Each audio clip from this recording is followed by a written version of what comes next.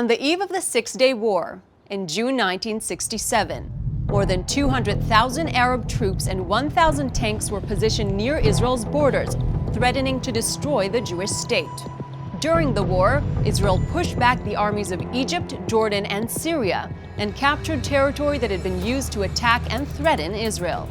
Immediately after the war, Israel signaled that it would give up captured territory for peace, but the Arab countries refused to recognize or negotiate with the State of Israel.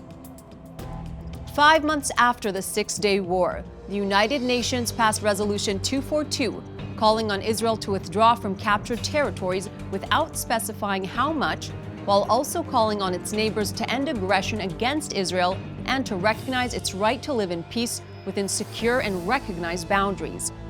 This came to be known as the Land for Peace formula.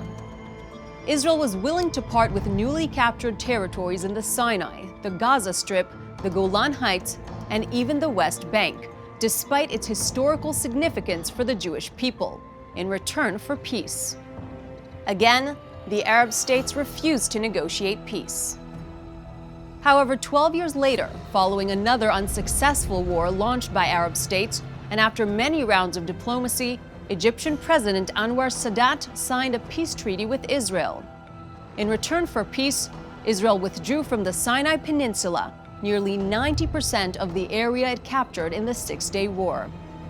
15 years later, in 1994, Israel also signed a peace treaty with Jordan.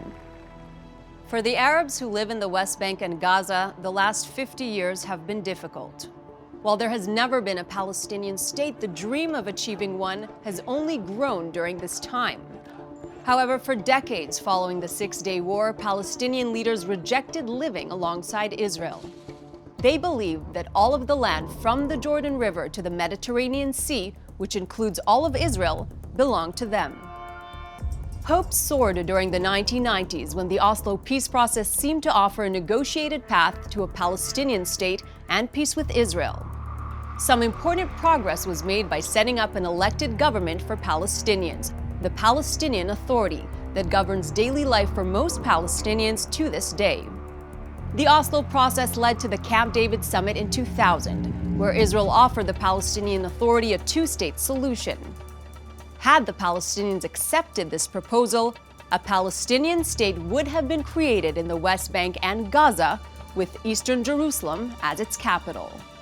But hopes for peace were dashed once again with the Palestinian Intifada of the early 2000s, when Palestinian suicide bombers and terrorists attacked Israelis in restaurants and buses, killing more than 700 Israeli civilians.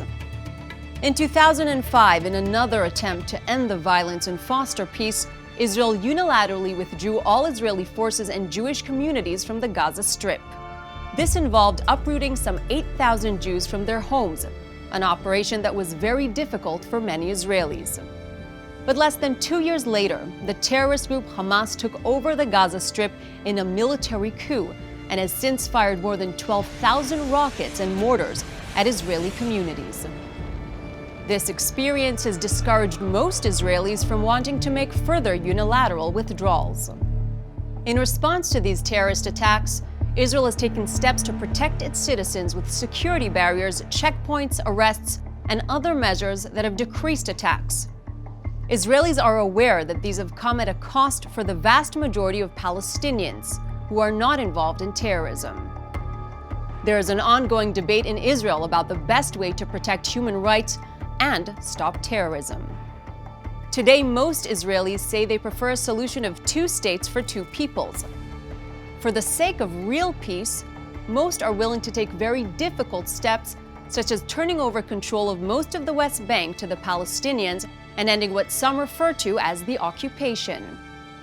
Most are even willing to uproot many of the Jewish communities or settlements in the West Bank, also known by the biblical names of Judea and Samaria, an area that has deep historical and religious significance to many Jews around the world. Yet at the same time, most Israelis have serious doubts that the current Palestinian leadership will ever accept living alongside the Jewish state of Israel. Many Israelis point to the Palestinian leadership's ongoing acts of honoring and celebrating Palestinian terrorists. They also point to Hamas and Palestinian Authority school curricula that deny the existence of Israel. These curricula focus on a return to an exclusively Palestinian homeland in place of Israel. There is a broad consensus in Israel that the strategic depth earned in the Six-Day War, a legitimate war of defense, should not be given up without strong peace agreements. Peace agreements that end the conflict with the Palestinians and the Arab countries and preserve Israel as both a democracy and the nation-state of the Jewish people. Today, in this chaotic and increasingly radicalized Middle East, Israel remains the one stable democracy with thriving Jewish, Muslim, and Christian communities.